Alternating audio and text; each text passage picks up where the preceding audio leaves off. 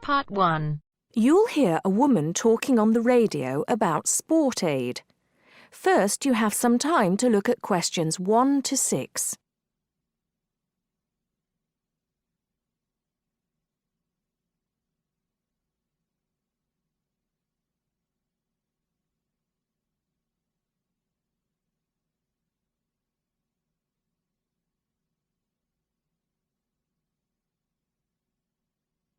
Now listen carefully and answer questions 1 to 6. Hello, you're listening to Redgate Radio and I'm Alex Dunbar. As you may know, people in the city will be taking part in Sport Aid this weekend. Here's Liz to tell us more about this event and how you can get involved.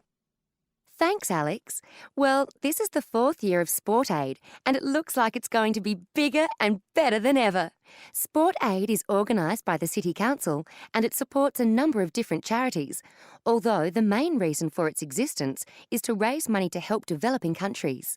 Last year, it raised over £100,000, and that money has helped to make life a little easier for people in many parts of the world.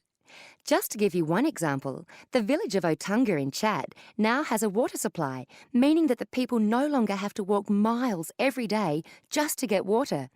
And there are countless stories like that. By contributing to the infrastructure of different regions, it's hoped that things like Sport Aid will enable many more people to climb out of poverty.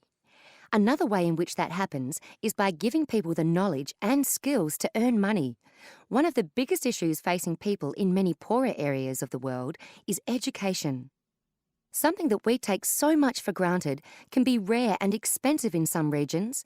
Education is seen as key to development, and money from Sport Aid has paid for schoolrooms and equipment in a number of places. So what can you do to help? There are lots of ways in which you can get involved. First of all, you can go down to the biggest attraction of the day, the Sport Aid charity football match. There will be thousands of people at City Stadium, and all the money raised from the sale of tickets goes to charity. There's much more going on than just a football match, of course.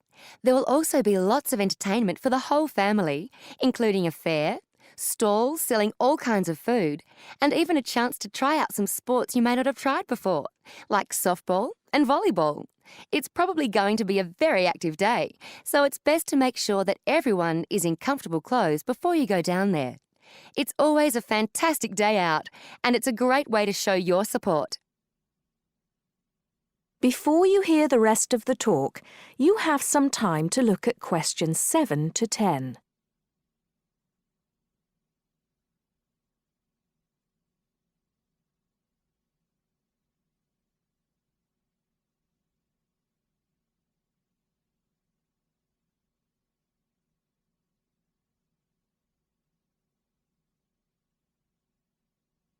Now listen and answer questions 7 to 10.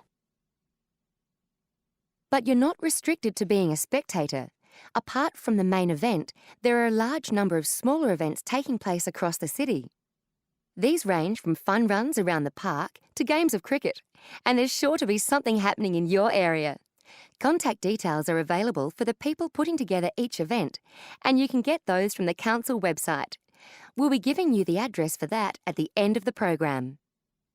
It's still not too late to organise your own event, as lots of people around the city are, although you'll have to get going on it now. First of all, do check that there isn't a similar event in your area, and then call the town hall to register your event. The local council needs to approve all events, and you'll stand more chance if you can come up with a sport that's new to some people, rather than just another game of football. Use your imagination, or try the internet to get some ideas. Try to come up with something that's going to get lots of people along, and which will raise money. You might not want to go for anything that turns out to be too costly though, since the council isn't able to supply bats or balls or anything else you need. But they will give you advice on finding a good location, and might even be able to help you out with small prizes for winners, as well as making sure that everyone knows about your event by publicising it on the website and sending you an organisers pack with lots more information. There are a couple more things you need to be aware of for your event. There aren't any age restrictions. Although, if you're under 18, you'll need to get an adult, such as a parent, to sign the forms for you and to handle any money raised. But you do need to live in the Red Gate area. You should also be prepared for anyone to turn up, since all events are public. That is the end of part 1. You now have half a minute to check your answers.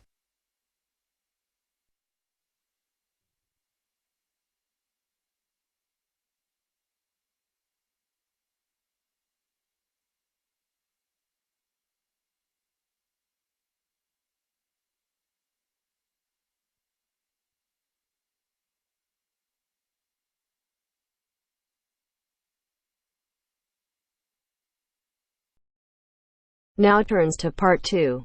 Part 2. You will hear a local radio program about cycling courses in London.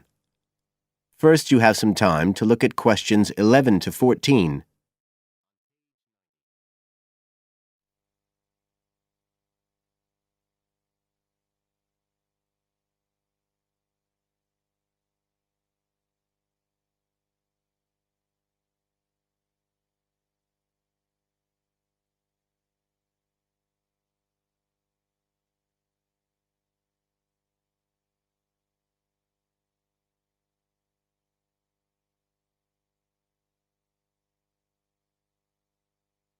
Now listen carefully and answer questions 11 to 14.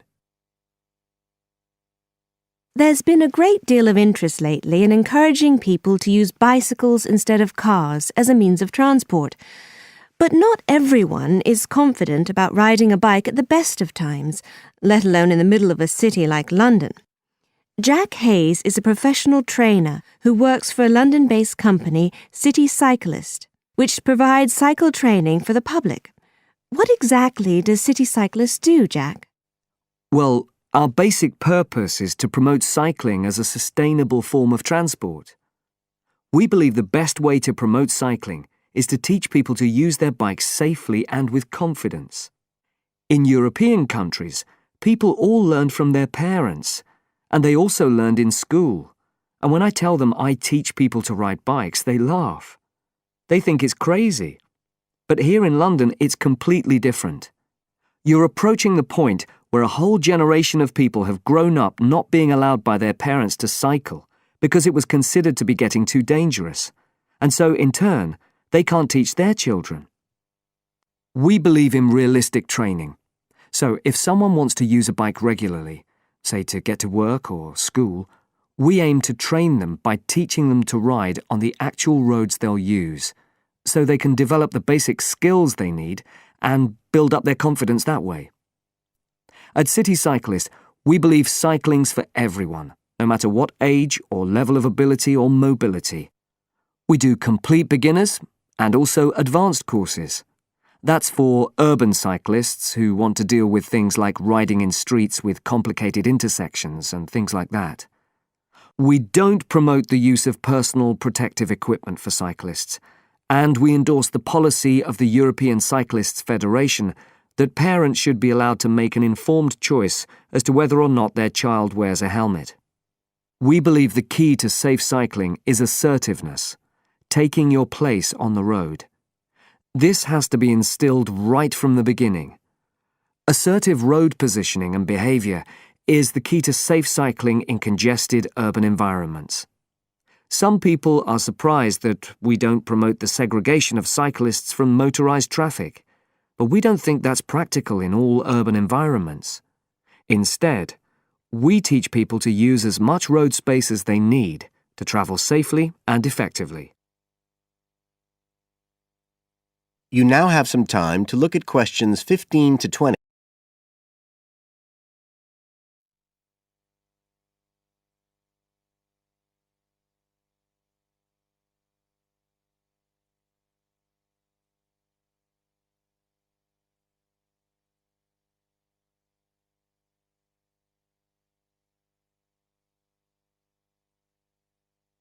Now listen and answer questions 15 to 20. Now, as well as courses for individuals, City Cyclist provides a number of services for organisations. For example, we can deliver fun, safe cycle training activities at schools, arranging courses so that the disruption of curriculum time is kept to a minimum. As well as this, in order to promote safe cycling, we have provided training courses for employees and staff of local councils. And we are also increasingly looking at developing training courses in companies in order to help employers work towards green transport plans by helping to increase the number of staff cycling to work. Right, so that's a brief summary of what we do. If any listeners would like to find out more about the organisation, you can have a look at our website. That's City Cyclist, CITI, cyclist.co.uk. And in order to book lessons, you can either phone us on 020 7562 4028 or do it online. There's an application form on our website, and you can just download that and send it in. We charge £27.50 per hour for one-to-one lessons, plus £6 for each extra person. So you're looking at just £39.50 for a family of 3, say. If you've never been on a bike in your life before, we reckon we can get you riding in 1 hour, and for most people a course of road training usually takes 3 hours. But whether you're a parent or a child, an individual or an institution, we'll be happy to discuss your special needs and make a program just for you. That is the end of part 2. You now have half a minute to check your answers.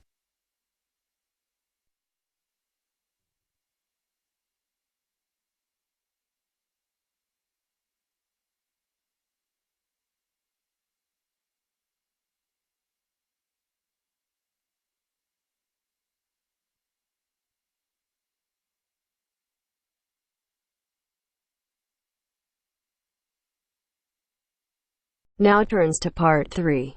Part 3. We'll hear 2 business studies students, Evelyn and Mark, preparing for a seminar presentation. Before you hear the conversation, you have some time to look at questions 21 to 25.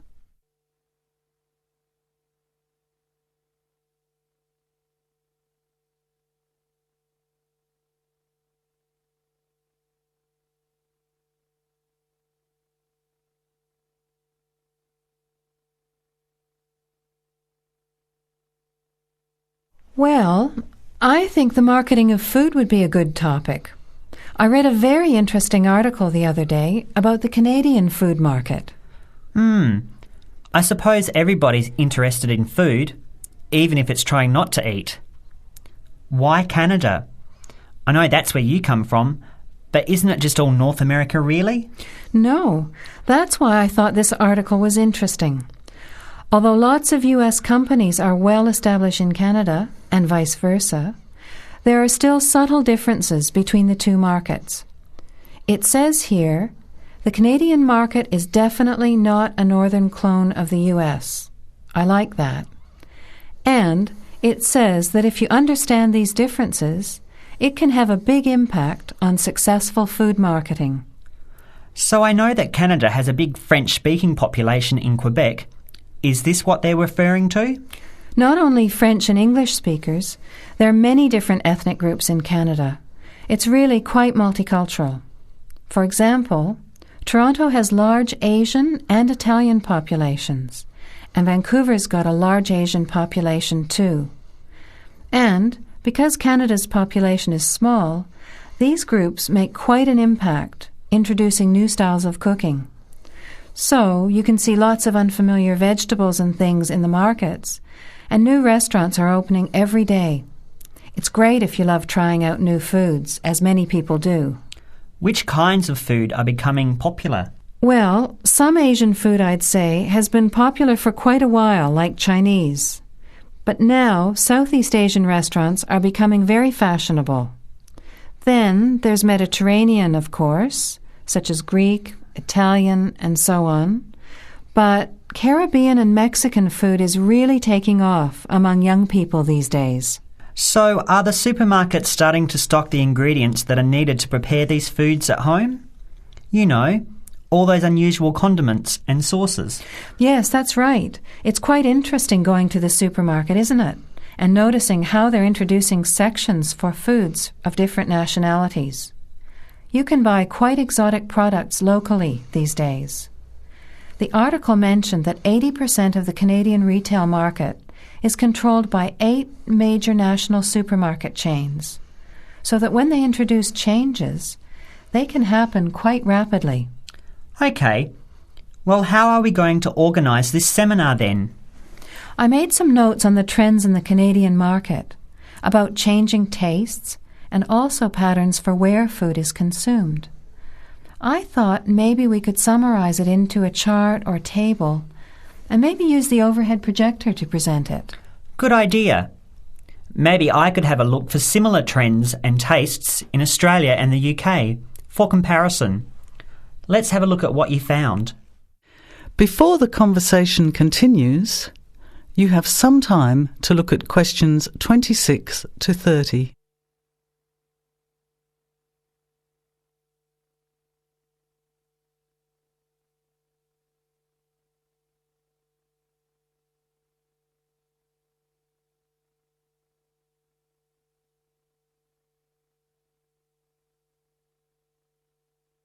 Now, as the conversation continues, answer questions 26 to 30. The most significant trend, it seemed to me, was that Canadians are definitely interested in healthy food. For example, did you know that salads are the 3rd most commonly eaten food in Canadian restaurants? Really? What about organic food then? Is that becoming more popular? Yes, it's definitely moving into the mainstream compared to a few years ago. And a recent survey showed that 4 out of 5 shoppers said that they check the fat and nutritional information on the packet when they're deciding what to buy. What other trends did you find out? There's one change I noticed straight away when I was home last year, in the meat department. You know, here the meat packaging says rump steak or 4-quarter chops and so on. Well, they discovered that most consumers these days didn't know what to do with these roasts and rounds and ribs. So the government approved a new naming system for cuts of meat, which is related to the required cooking technique. What a good idea. I've never really understood the difference between sirloin, rump, round and all those names. So how many new categories are there? 8. There are 3 kinds of steak, for grilling, for marinating, and for simmering. And then there's what they call quick-serve beef, for stir-fries, I suppose. And premium oven roast, pot roast, and stewing beef. It's a great idea, isn't it? I hope it catches on here. I agree. Any other trends that you thought were significant? Well, what's really interesting is what the article called mobile meals. In other words, more and more Canadians are eating meals away from home, but not just eating more junk food. They're projecting a 40% increase in snack food sales over the next 3 years, and the growth is coming from healthy snacks. You know, the ones that have less cholesterol and fat, such as muesli bars, health food bars, and those types of products. Apparently, in the food marketing jargon, they're called nutritious portable foods, which means healthy snacks. The other major trend is that young people are doing more of the food shopping these days, so marketing has to be aimed more at them, as well as more conventionally at the mother. Thanks, Evelyn. I think we'll have an interesting discussion about these trends and the comparisons with other English-speaking countries. I'll see if I can get some information about them to compare with yours, and meet you on Friday to put it together. See you then. Bye. That is the end of part 3. You now have half a minute to check your answers.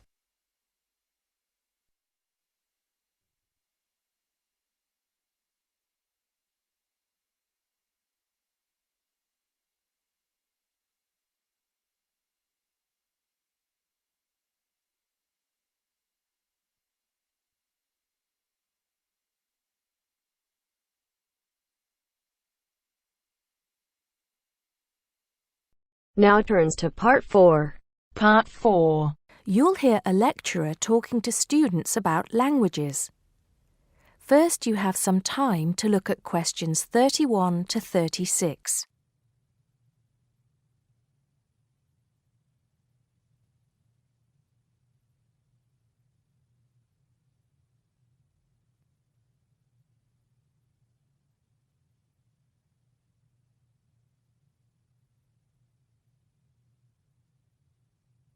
Now listen carefully and answer questions 31 to 36. Good afternoon, everybody. Today, in the first lecture on anthropology, we're going to look at languages and how they are disappearing fast and what effect that's having on people and the world as a whole. We hear so much in the news about the possible extinction of animal and plant species in the world. It's a sad thing that one day certain animals will cease to exist. But how many of you are aware that the world's languages are facing a similar threat? Believe it or not, there are currently more than 6,000 languages spoken in the world today, but experts believe that by the end of this century, this number will be reduced to half. And as each language dies, the culture and specialized knowledge of a community dies with it. The unique knowledge of the environment, local wildlife, plants, animals, and ecosystems, not to mention the cultural traditions of the people themselves, will become lost forever. In essence, each language is not just spoken or written words strung together. Language has the power to hold the entire history of a people. Approximately one language dies every 2 weeks. This is an unprecedented situation. Never before in history has there been this rate of rapid decline. Most human languages are spoken by relatively very few people. Let's put this into perspective. The Ethnologue, the leading authority on the world's languages, has put together a list of every living language known to man. There are over 6,500, of which 6,000 have available population figures.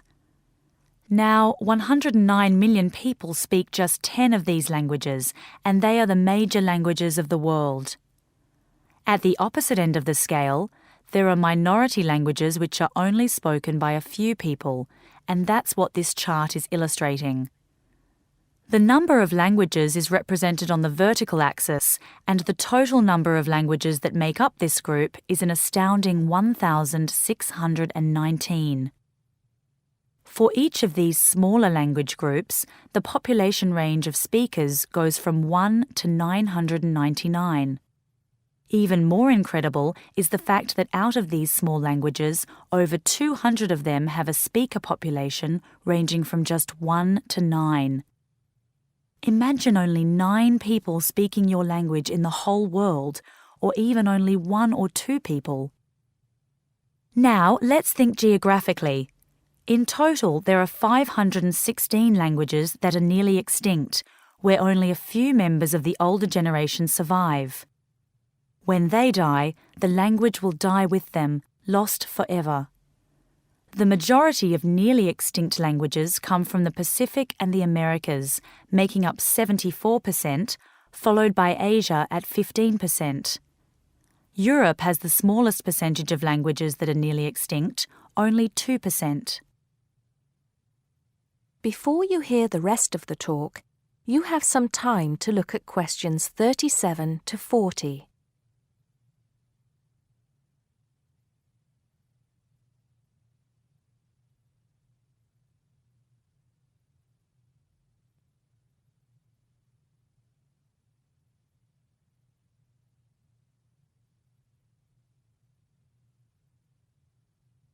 Now listen and answer questions 37 to 40. Entire languages which have survived for centuries are disappearing as we speak. But why is this happening now? There are several reasons for a language's demise. Globalization has made the world smaller, and technology has made it easier for people separated by vast distances to communicate in a common language, which further ensures the growth in economic status for such communities. Minority languages have given way to the main languages of global communication, like English. On a social level, speakers may feel the minority language to be old-fashioned and behind the times. Maybe even speakers are slightly embarrassed to speak the language of their forefathers, identifying more with an international language that brings with it improved economic status. Now, some do argue that a reduction in the number of world languages is inevitable, and anything to ease communication between nations is a good thing, and granted, there is a point to be made there, but what are the long-term implications of this? Consider this. Language, in both spoken and written form, is the vehicle for oral traditions to be passed down through generations. When a language becomes extinct, this link is broken and these oral traditions are lost. This has enormous implications for the identity of a community. We can't stop the changes that are happening in the world, but we can try to keep languages alive through language maintenance programs and by documenting languages before they disappear, so they can be studied and maybe even resurrected in the future. It's also important to remember that many people who speak threatened languages can neither read nor write. Helping them become literate goes a long way towards protecting the language. Preserving a language is not easy, but there have been exceptional cases where languages have been brought back to life. In Ireland, Irish Gaelic, once a dying language, through national determination is now spoken by 13% of the country's population. We'll go into what happened there in more detail in my second lecture. That is the end of part 4. You now have half a minute to check your answers.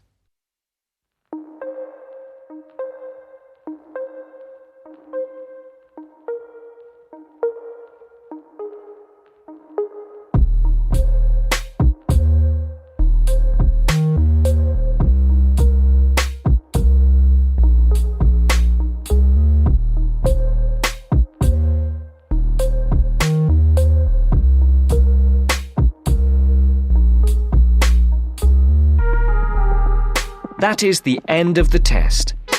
You now have 10 minutes to transfer your answers to your IELTS listening answer sheet.